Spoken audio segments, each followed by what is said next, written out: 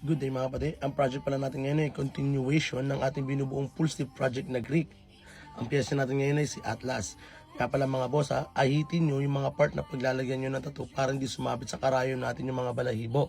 So gamit natin dito ay ang Gecko Stencil Serum, shoutout po. At Imala Cartridge Needle para sa ating karayom. So gagamit tayo dito ng 7RL, 14RS at 15RM. Para sa ating ink naman ay triple black ng Arctic Ink. Shoutout po kay Sir Bong. Maraming salamat po. Para sa ating balm naman ay ang Gecko Blood Balm. So solid po yun mga boss. Gamitin natin yan. Gusto ko lang din palang i-shoutout si Sir kasi dinayo niyo pa tayo from Nueva Ecija. Grabe. Maraming salamat po Sir. Dinayo niyo pa tayo rito para lang magpatato. So wala talagang malayo kapag interesado ka dun sa isang bagay na gusto mo. Okay, balik tayo sa tattoo. Ang gamit ko na pala rito ay 14RS para dun sa mga detail niya dun sa balahibo, sa baba. Grabe kasi medyo maliliit na siya eh.